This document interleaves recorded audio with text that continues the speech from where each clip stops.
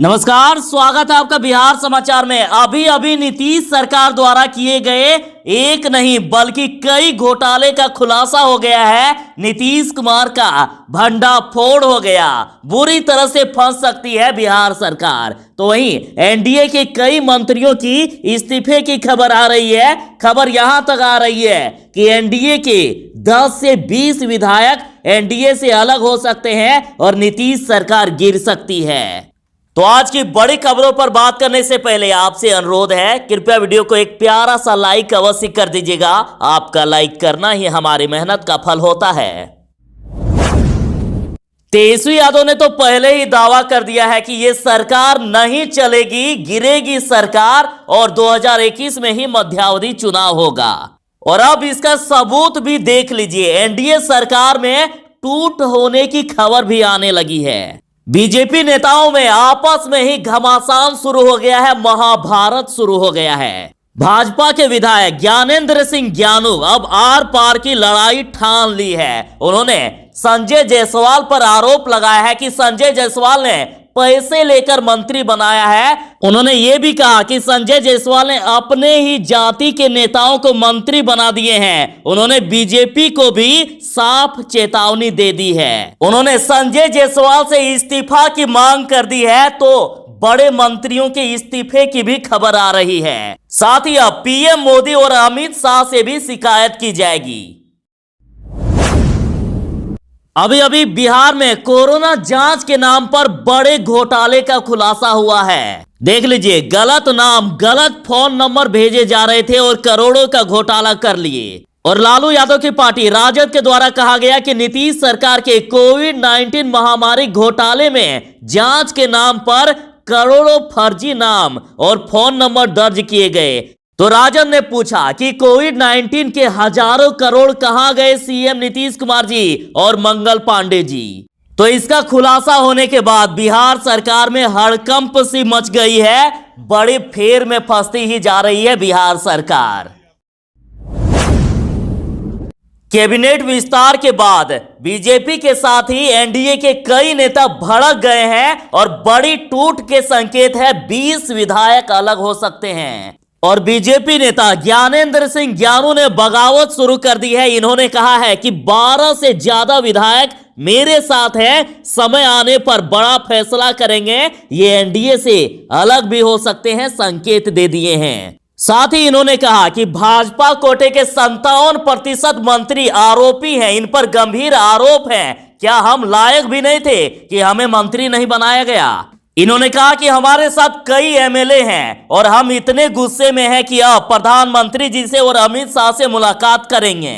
साथ ही हम के जीतन राम मांझी को भी बड़ा झटका लगा है, उनकी भी मांग पूरी नहीं की गई। साथ ही वीआईपी के मुकेश सहनी गए थे अमित शाह से मुलाकात करने ताकि एक मंत्री पद मिल सके। तब तक इधर पटना में विस्तार कर दिया गया, तो ये भी काफी नाराज है। बता दें कि वीआईपी और हम के पास 4-4 सीट हैं। यदि ये अलग होते हैं तो एनडीए को भारी नुकसान होगा, उनकी सरकार गिर सकती है। बिहार में कोरोना जांच के नाम पर भारी घोटाले की खबर आने के बाद तेजस्वी यादव ने कहा है कि हमारे द्वारा जमीनी सच्चाई से अवगत कराने के बावजूद मुख्यमंत्री नीतीश कुमार और स्वास्थ्य मंत्री मंगल पांडे बड़े अहंकार से दावे करते थे कि बिहार में सही टेस्ट हो रहे हैं। टेस्टिंग के झूठे दावों के पीछे का असली खेल अब सामने आया है कि फर्जी टेस्ट दिखाकर नेताओं और अधिकारियों ने अरबों रुपए का भारी बंदरवाट किया है। तो वही देखिए, रिट्वीट में अश्विनी यादव ट्विटर यूजर लिखते हैं कि चरित्र और छवि का प्रमाण तो केवल बिहार में सरकारी नौकरी के लिए मांगा जाएगा। सिर्फ पलटू राम जी, बाकी मंत्री जो चार्ज सीटर अपराधी, गुंडा या मवाली भी चल सकता है। बिहार में महाजंगल राज कायम करने में कोई असर नहीं छोड़ रहे हैं अनुकंपी मुख्यमंत्री। तेजस्वी यादव ने कहा है कि बिहार की आत्मा विहीन भ्रष्ट नीतीश कुमार सरकार के बस में होता तो कोरोना काल में गरीबों की लाशें बेचकर भी कमाई कर लेते। और बड़ा खुलासा होने के बाद इन्होंने कहा है कि देखिए, इंडियन एक्सप्रेस की जांच में अब यह साफ हो गया है कि सरकारी दावों के उल्टे ही कोरोना टेस्ट हुए कि नहीं, कि मनगढ़ंत टेस्टिंग दिखाकर अरबों का हेर फेर कर दिया। और देखिए रिट्वीट में शिखा झा लिखती है कि बिहार में कोरोना टेस्ट में घोटाला हुआ, आंकड़े बढ़ाने के लिए उन लोगों के नाम भी लिस्ट में जोड़े जिन्होंने कोरोना जांच कराई ही नहीं है। एक ही नंबर के कई लोगों के नाम दर्ज हैं। फर्जी लोगों के नाम पर कोरोना जांच दिखाई गई है। पीएचसी कर्मचारी ने टारगेट पूरा करने के दबाव की बात कही। तो देख लीजिए सरकार कैसे कैसे घोटाले कर रही है। मात्र 14 किसानों से धान खरीद किया और 28 लाख का भुगतान करा दिए। 2 परिवार के 3 सदस्यों से हुई खरीदारी। तो पैक्स ने ऐसे किसानों से भी धान खरीदा जिन्होंने लीज पर लगा रखी है अपनी जमीन। तो 96 क्विंटल धान बेचने वाले किसान की पत्नी बोलती है कि 2 बीघा जमीन पर खाने लायक धान नहीं होता है तो बेचेंगे कहां। मतलब खाने लायक इनके पास धान नहीं हो रहा है और 96 क्विंटल दिखा दिए हैं कि इन्होंने धान बेचा। तो कई किसानों के कागज पर लिख कर दे दिया है कि सीसी बढ़ाने पर ही होगा पेमेंट। तो बिहार के बांका के कटोरिया में धान की खरीद में घोटाले का खुलासा हुआ। तो राजद कह रही है कि नगण्यता के इस स्तर पर जाकर भ्रष्टाचार पूरे देश में बस नीतीश कुमार ही कर सकते हैं। उसी नगण्यता से कह भी देते हैं कि बिहार का किसान खुशहाल है, इसलिए आंदोलन नहीं कर रहा है। मुख्यमंत्री नीतीश कुमार सुशासन की बात करते हैं, गांधी के विचारों पर चलने की बात करते हैं और बड़े बड़े दावे करते हैं। लेकिन देख लीजिए आधे से ज्यादा मंत्रियों के खिलाफ गंभीर आपराधिक मामले दर्ज हैं। 93% है करोड़ों के मालिक। सीएम नीतीश कुमार जी बार बार कहते हैं कि मैं CCC यानी करप्शन, कम्युनलिज्म और क्राइस्टिज्म से समझौता नहीं करता। लेकिन इनके दावे टाए फिस होते हुए नजर आ रहे हैं। और देख लीजिए रिपोर्ट के अनुसार 64% पर आपराधिक मामले दर्ज हैं, जबकि 50% मंत्रियों पर गंभीर आपराधिक मामले दर्ज हैं। और देखिए 39% मंत्री ऐसे हैं जो 8वीं से 10वीं तक की ही पढ़ाई किए हैं। तो इस रिपोर्ट के अनुसार सीएम नीतीश कुमार की पोल खुल जाती है, उनका भंडाफोड़ होते हुए दिख रहा है। बिहार में सरस्वती पूजा पर नए नियम लागू कर दिए गए हैं। सरस्वती पूजा पर इस बार नहीं बजेगा डीजे। बिहार के अन्य जिलों सहित राजधानी पटना में भी सरस्वती पूजा पर इस बार डीजे नहीं बजेगा। सांस्कृतिक कार्यक्रम के लिए अनुमति लेनी होगी। इस बार गंगा नदी में मूर्ति का विसर्जन भी नहीं किया जाएगा। जिला प्रशासन ने नगर निगम को निर्देश दिया है कि कृत्रिम तालाब में विसर्जन कराएं और साथ ही पूजा के अगले ही दिन यानी 17 फरवरी के दिन में ही मूर्ति का विसर्जन करना होगा। और साथ ही अश्लील गाने बजाने पर पूर्णतया रोक लगाई गई है और किसी तरह के आयोजन के लिए प्रशासन से लेनी होगी अनुमति।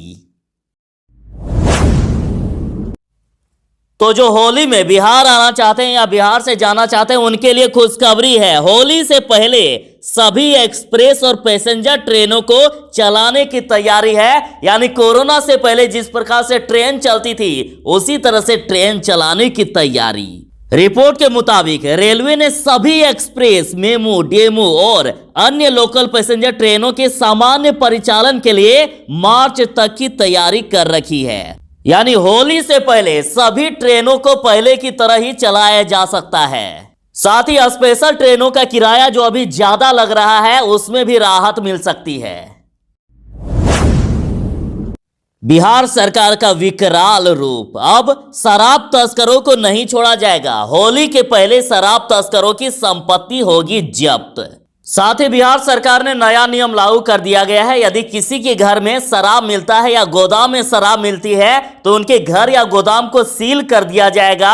उनके घर या गोदाम की नीलामी तक कर दी जाएगी और सारा पैसा सरकारी खजाने में चला जाएगा। तो यदि किसी ने बिहार में शराब बेची तो उनके घर को ही सरकार बेच देगी और सरकारी खजाने को भरा जाएगा।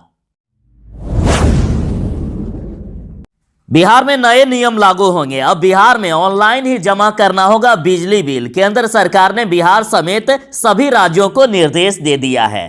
यदि 1000 से कम आपका बिजली बिल है तो आप ऑफलाइन जमा कर सकते हैं, लेकिन 1000 से जहां ज्यादा हुआ आपको ऑनलाइन ही बिजली बिल आने वाले समय में जमा करना होगा।